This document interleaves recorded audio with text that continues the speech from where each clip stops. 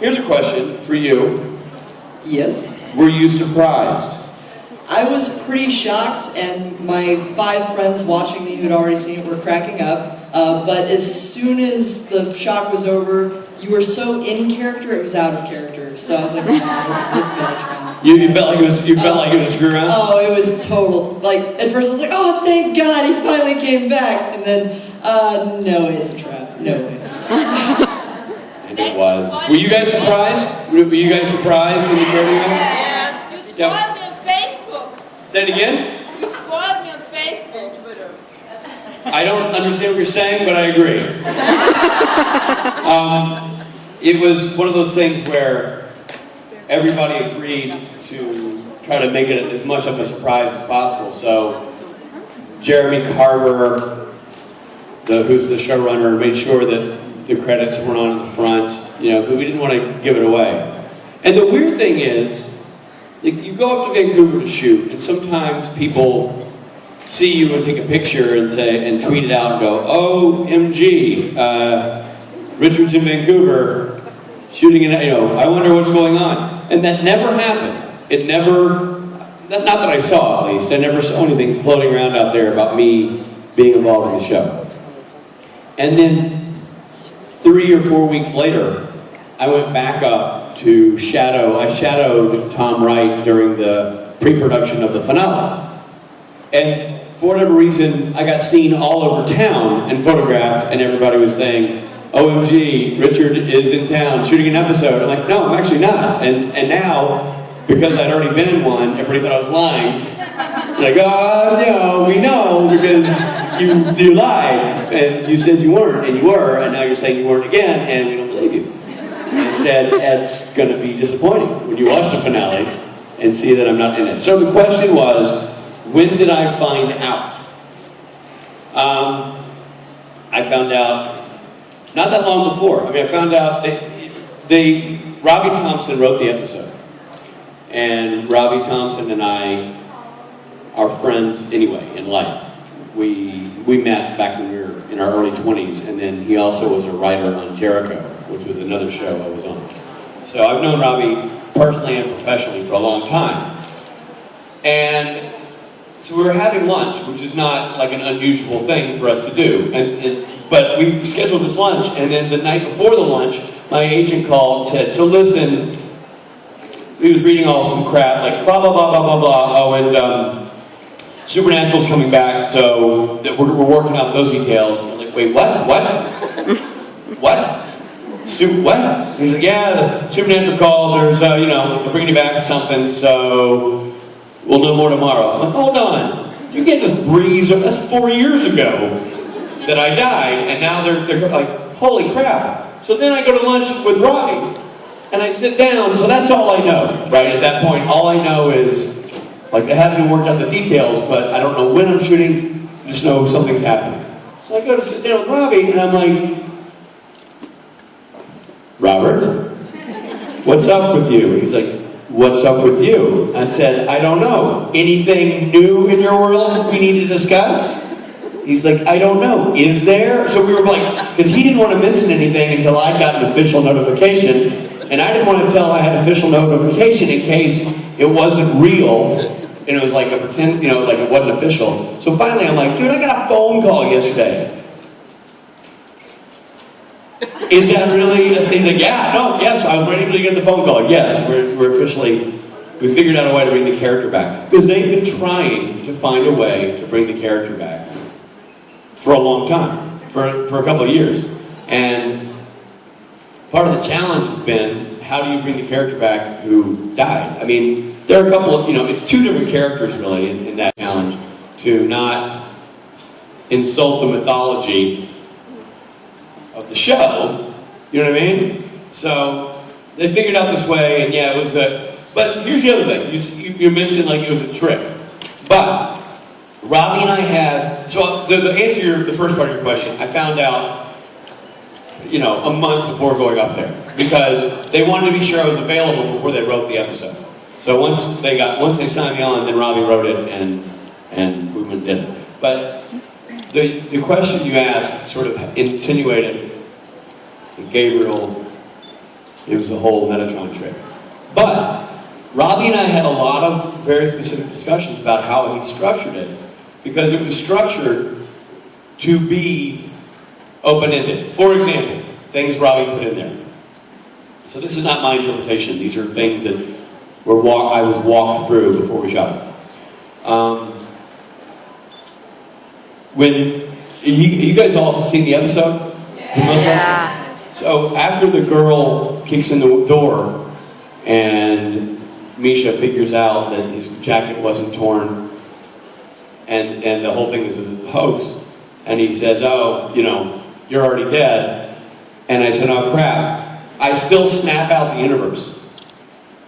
Which Robbie's like, if it were just Metatron, it would just disappear once it's button. So he's like, it's still you controlling what's happening in your own way.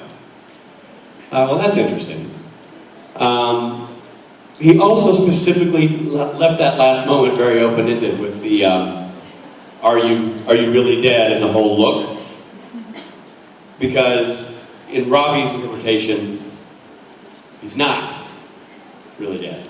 They're just trying to figure out, you know, so it's left open-ended very much on purpose. And it's funny, people interpret that differently. When I was watching it, people respond on Twitter and stuff. Excuse me.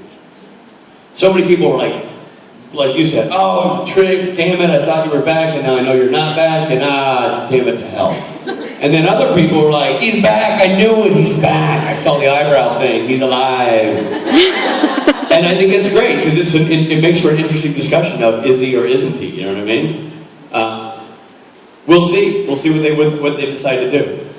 But they didn't paint themselves into a total corner. I mean, I feel like there's ways to utilize the character now. At least they found a way to bring him back into the discussion, and you know, we'll see. Do you hope, you tell me, pretend I'm not me. Do you hope the characters, like pretend I'm Rob? Hey, do you hope the character is gone or alive? I really hope he comes back. He was my absolute favorite character, bar none. You and I think a lot alike. It's funny how you... Perfect. All right, thank you for the question. Buddy. Outstanding. Thank you so much. Thank you. You. Hi. Hi. How are you? I'm very good. How are you? Good. Actually, I was the one who asked Matt yesterday if he had any embarrassing stories about you or Rob. So he proceeded to tell the flight story. But that's not... Is that embarrassing about Rob? I don't think... Well, he seemed to have screamed a lot as well. Rob, well, I think the thing that was hard for Matt about that story, like if... Take the comedy away, and let's just go with the emotional context of that story. That was the day the little part of Matt died. I know, it was hard. Matt went from boy to man, because he suddenly realized that Rob was a frail human being with faults and flaws like all of us. Matt thought that Rob was the stoic flyer, the man he could turn to, the man he could sit by and feel confident would keep him up, prop him up emotionally during a turbulent flight. And when he saw Rob collapse like a house of cards into a whimpering, simpering child, I think Matt lost a little bit of Matt. You know what I mean? He toughened up. I mean, it's important. But I think he looks at Rob with different eyes now. I think it's changed the whole dynamic. At least I hope it has. Well, yeah, because that my question was, if you want to take revenge and tell us anything about Matt and Rob that you don't want to tell us while they're there. Man, I wish I had embarrassing stuff to say about Matt. I don't. Matt is one of the, Matt doesn't ever, Rob and I make giant asses of ourselves constantly. That's sort of part of our charm. What? I heard Matt that he put on women's shoes and walked around, which... For you people was a special treat. For us who know him well, we just call it Thursday. Thursday for Rob, putting on the women's shoes. Yeah, I'm trying to think what Matt... This is not necessarily embarrassing per se. We've all had conversations. I don't know if this is embarrassing or not. This is one of those things where Matt and I had a moment where I was like, really? And yeah, maybe this is too personal to share, but whatever. So Matt doesn't wear underwear. And I found that fascinating. And we had a very serious discussion about the point and pointlessness of underpants, which is what you do when you spend too much time with somebody. And it was kind of like Jared and the hairbrush, because Jared doesn't own a hairbrush. You ever heard that story? Yeah. Jared doesn't own a hairbrush. And he has a shit ton of hair. So you would think, you know, so Matt doesn't wear underwear, and he has genitals, and he wears pants. So to me, he's skipping a step. But whatever, that's his thing. Jared doesn't own a hairbrush. His whole thing is having a lot of hair. Like, it's like being tall and having hair. Is his bit. That's his claim to fame. He's like Samson. You know, you cut the hair, the whole thing goes away. And he doesn't, and it's not that he doesn't own a hairbrush, which, by the way, I think is not true. I think he's lying. But I can't really go through his stuff legally and find out. But he gave me shit about owning one. That's what hurt. Because I said something about, oh, I forgot a hairbrush. He's like, hairbrush? Why do you own a hairbrush? Which to me was just, quite frankly, an asinine question. It's like saying, food? Why do you eat food? I mean, like, I have a hairbrush because I'm going to go on a limb here. I have hair. And he's like, I don't own a hairbrush. I mean, are you shitting me? You really don't own a hairbrush? I said, no. I get out of the shower, I towel dry, I do this. Voila. Which I know isn't really about Matt or Rob at this point. I've segued out that. But it just makes me angry. It's natural. It just makes me mad at Jared because it's just not fair. It's not right. You know what I mean? Like, the rest of us have to work so hard to get our act together. It takes Rob 15 to 20 minutes to get his toupee on every morning. Because there's snaps that go from the back towards the front. And those are easy once you get those lined up. He's shaky. I don't know if you've seen Rob, he's real shaky. So it's a bit of a challenge for him. But he'll get those in and he'll snap them on. It's the netting up front. He has to be sure that's flat. Because if that pops up, you ever seen somebody with a bad toupee? If the netting comes up a little bit, it looks super weird. So Rob has to be sure that the glue is on and the netting is down. He has to let that dry. And then he has to take the pancake or the base makeup and put that on the netting and then blend it in. So when you do your photo with Rob today, anybody doing photos with Rob? Okay, do your photo. Look at the hairline. Look for the netting. And maybe give it a little tug. Just a little, see what happens. So it's not fair. Guys like Rob spend all this time on their toupee, and there's Jared with his brushless hair perfectly placed atop his head. He's a total a-hole. It's completely unnatural. No, it's not right. It's not right. And I know this is supposed to be a question about what's embarrassing about Rob and Matt, but no, I'm just really upset about Jared and his hairbrush. It's fine. His lack of hair, and I can share that with you people because I know it won't go anywhere else but here. We have a cone of silence, and we'll leave this room and never tell anyone that this story happened. Right? No, I don't have really. Rob's a funny dude. Rob may be the funniest guy I've ever hung out with. I find him to be really, really entertaining. And I know Rob feels like he gets thrown under the bus a lot. But that's only because he gets thrown under the bus a lot. Because it's literally part of his comic charm is being the guy that gets thrown under the bus. Like, he's built for that. He's small, so the bump isn't that big when the bus rolls over. No, he wears that so well. He also does a damn good imitation of me, which I find funny. Did he do that yesterday? I don't remember, but your imitation of him is pretty good. It's pretty good, yeah. My imitation of Rob was pretty good. We've done our imitations of each other together before, like me being Rob and him being Rich. It's pretty, I mean, it might be slightly exaggerated, but it's pretty spot on. Have you seen my imitation of Rob? I'll do my imitation of Rob. Now, pretend like you can see the net of my toupee. Most of my conversations with Rob are not that dissimilar. Like, if we came up here and we did a bit about me saying, Rob, we're going to go do this thing, and he would be hesitant to do it, and I'd talk him into it. we kind of do that as a shtick on stage. It's actually how we function in reality. It's like how we exist. Robbie, we're going to go do this kind of thing. And so Rob is always, he's the nervous one. The old joke about Rob and flying. Rob is not afraid to fly. I'm a nervous flyer. Matt's a nervous flyer.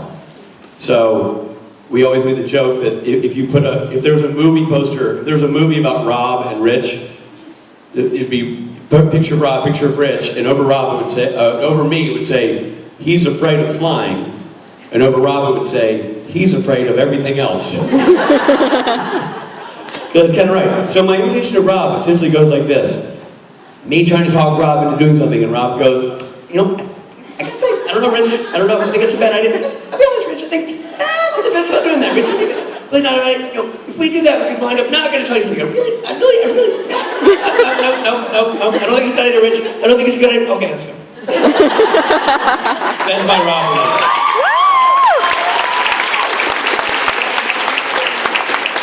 And it's how most of our conversations end, with me talking him into doing something he's not proud of anymore.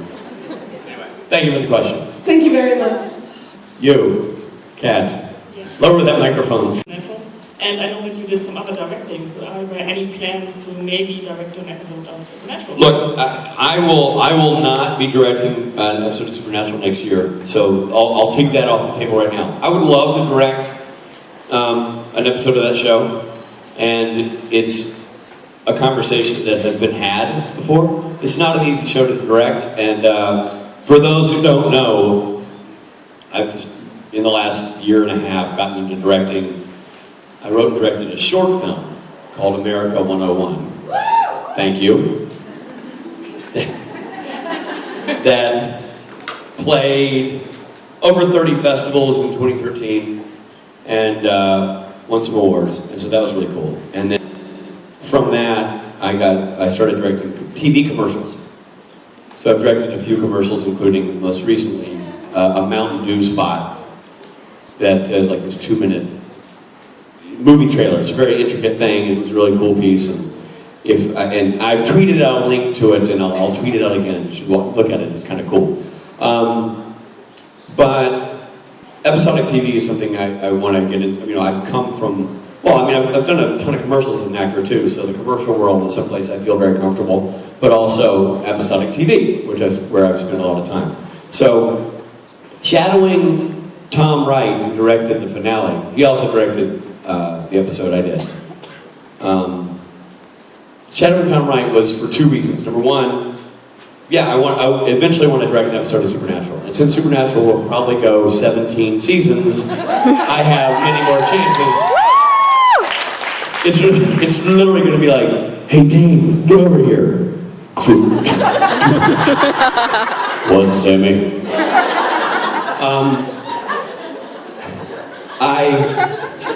Eventually it's going to happen. They are going to get old. I'm just telling you. But I want to direct an episode of that show.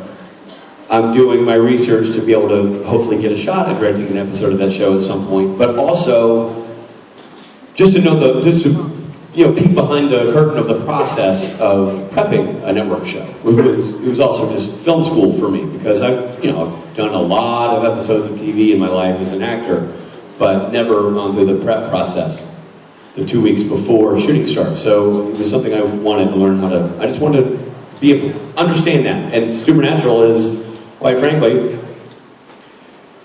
my home set, even though I never do the show. And I know that sounds weird that I would call it my home set, but I am friends with so many of the crew up there that it was such a natural place for me to go and feel welcomed and shadow and learn and all that kind of stuff. So that's why I was doing it. It was sort of twofold. But eventually, would I love to direct an episode of that show? Absolutely. And I will be bothering Bob Singer as much as humanly possible until he finally gets in. But also, just in general, it was an educational process for me to see how that thing works. Because it's different. When you make your own thing, you're on your own schedule with your own time and your own crew and your own, you're creating everything yourself. So it's very different to do it on somebody else's. Network TV moves so quickly. You're putting together half a feature film and shooting it in 8 days, and it's a daunting amount of work. And you have a ton of moving parts that pull it all together. And Supernatural specifically is very complicated. If you compare it to, say, a Law and Order or that kind of show, where it's procedural, the shows are, not that they're not challenging, but they're much easier, because typically Satan doesn't show up. I mean, there's things, there's a certain amount of special effects and things that happen in Supernatural, and it's grand in scope, and it's unique in its style, and it's just a very challenging show. So it's like I'm looking at seniors when I should be staring at freshmen, but I'm aiming high for that one, and learning from Tom Wright, who directed that episode. I don't know how much you know about. You probably have never heard of the man, but he's a very, very, very well-established TV director. And the one thing I found fascinating, Tom Wright is 75, something like that, years old, been doing it forever. When you're a member of the Directors Guild, one of the things you have to do is get your card, your first membership card, signed by somebody, another Directors Guild member, to authorize you joining the union. Tom Wright's Directors Guild card is signed by Alfred Hitchcock. Is that not awesome? He was Alfred Hitchcock's last storyboard artist. He worked with Hitchcock on his last few films when he was a young man. And in the Supernatural production office, the director's office, is a picture of Tom with Alfred Hitchcock when Tom was young and Alfred was Alfred.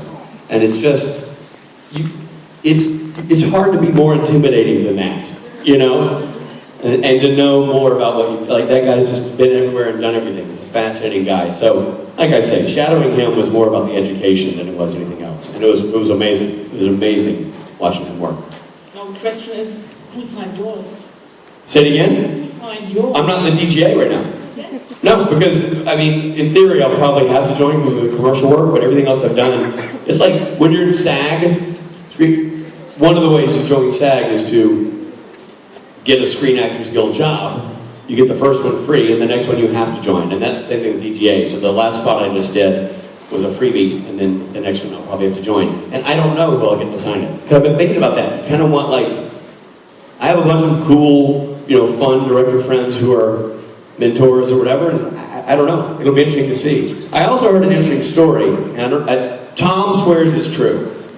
Tom swears this is true, so I believe it. But that Steven Spielberg, who is the youngest member ever of the Directors Guild, he was he entered the Directors Guild at the age of 19, youngest guy ever. And I remember that story when he designed a shot. He had a shot laid out in Universal's backlot for something. It was intricate. And he was going back and forth with, like, the gaffer or somebody, the dolly grip, somebody, not one of the higher up guys. And the dolly grip was saying, I gotta be honest, Mr. Spielberg, if you move the track and do this, it's gonna make what you want, the shot, better. And Steven's like, no, this will work. And the guy's like, okay. And Steven's like, all right, I'll tell you what, we're about to break for lunch. Switch it around your way. If you're right and I'm wrong, I'll give you my Director's Guild card. Which, of course, is Spielberg, right? The guy moved the stuff around. Spielberg shot this, rehearsed it, and then gave the guy the card. Said, you're right, this is better. And turned over his Director's Guild card, which is, kind of a cherished item, to this, dolly grip, who has it in his wallet all the time. It's kind of a cool story. Kind of a cool thing to have. You can put your kids through college selling that on eBay, Anyway, thank you. Thank you. Yes, Misha, hi. So glad to have you on my panel. If your voice goes higher, it does help. I want to know what was your favorite bedtime story when you were a kid? My favorite bedtime story? Yes. Interesting question. I don't remember ever being read a bedtime story as a kid. I don't remember being read a bedtime story, so I don't have one for that, but I'll tell you what I used to like to play when I was a kid. My favorite thing to do, my mom would always make the bed really, really, really, really, really tight. I'd tuck the sheets in really tight, right?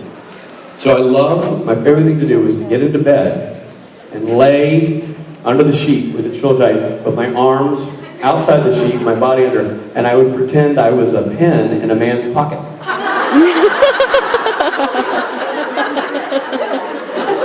Really, truly. And So I was that guy. I was right here, like with the pin parting out, and I would just be in my mind existing as the guy went around and did stuff. I was like the pin, seeing the notepads on the desk, and that was my little fantasy camp I had on my brain. I one time, this is completely a non sequitur, but you guys remember, I don't even know if it will make sense in Italy, but do you guys remember Ernest? Old 1980s, did Ernest Goes to Camp and a bunch of goofy movies, and he was this big redneck comic, essentially, in the States.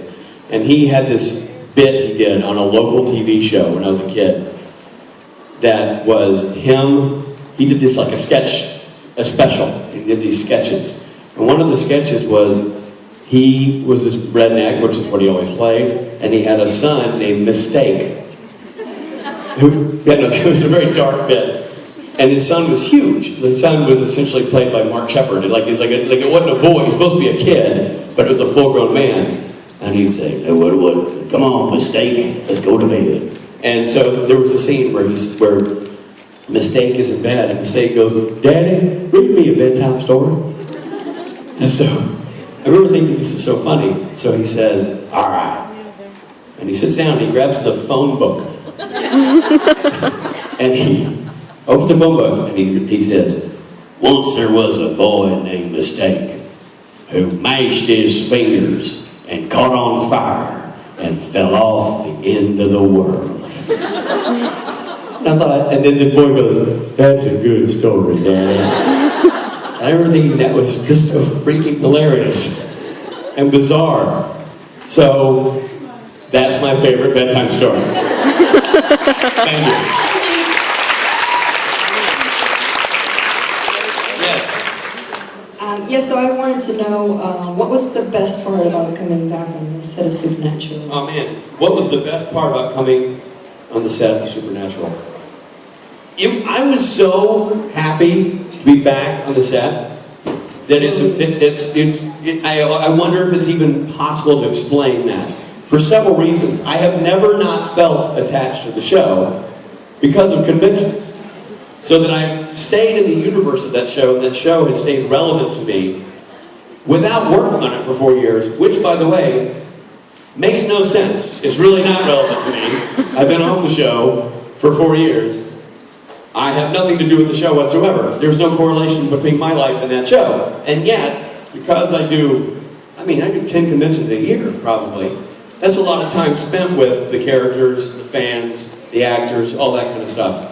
So it just still felt very close to me. And I've always, from a creative standpoint, loved playing that character. It's just the most unique character I've ever played, bar none.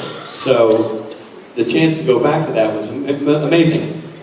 My favorite parts, something that was interesting was, typically my work was with Jared and Jensen as Gabriel or Trickster.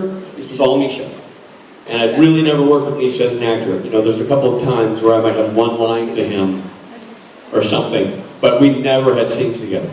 So I found that really, really interesting. And I tell you, when you act with Misha, you sometimes accidentally start to talk like Misha, and next thing you know, you're having a conversation.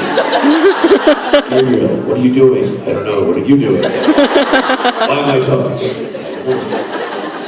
So you fall in that habit, but it was super cool. And I'll tell you something. I was nervous out of my mind to go back there.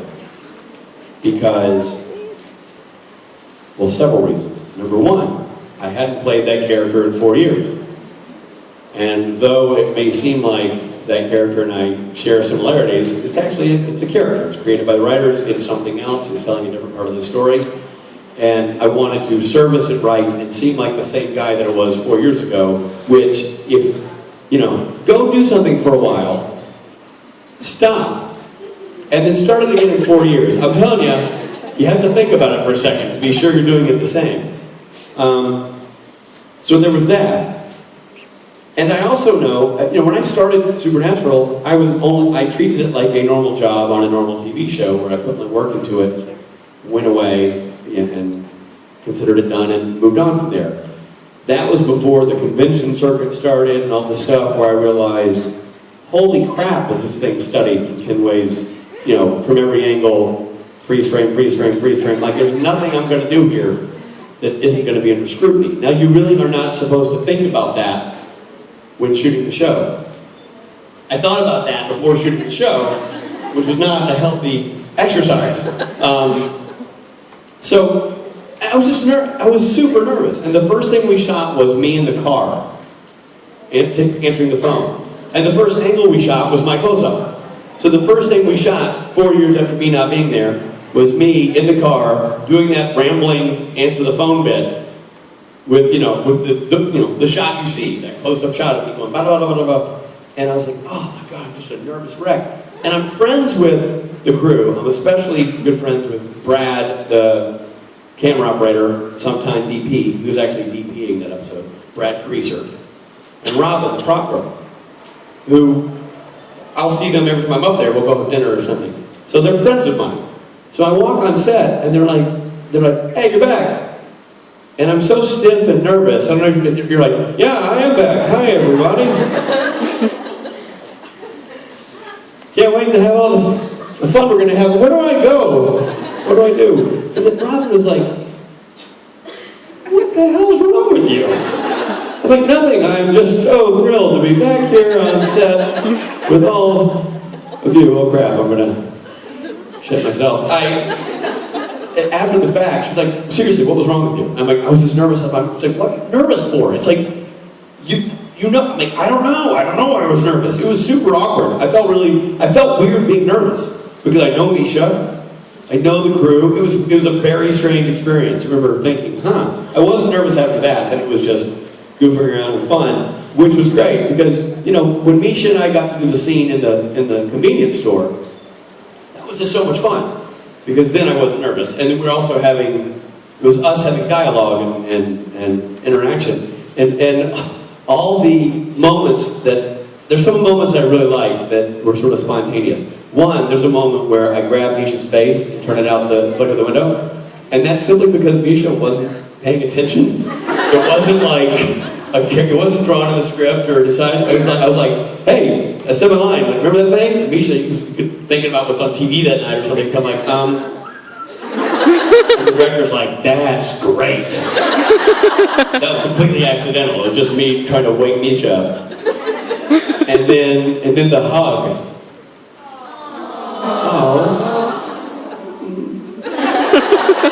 The hug was spontaneous on Misha's part. Because we got to that moment, and it was really designed to be, like, I remember Robbie saw the rough cut, and he goes, like, you guys hugged it out. I didn't see it playing that way. He didn't mean it in a bad way, but he just, you know, once the blocking became, meaning, you know, where we're standing and how we're walking around the scene, once it became that we were standing that close to each other, Misha just felt like it was a natural move, and I agreed. I thought it made it for a really nice moment for us, because it has a little bit of that Han Solo, Princess Leia, I love you, I know moment, you know what I mean?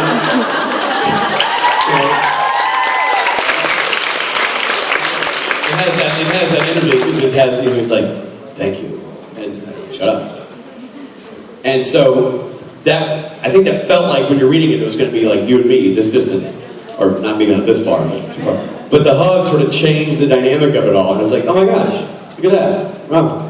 But it turned out cool. So, did I answer? Yes. So, you know, those are my favorite things. Being back there, it was just a great experience. I was thrilled to be back. And I hope it happens again.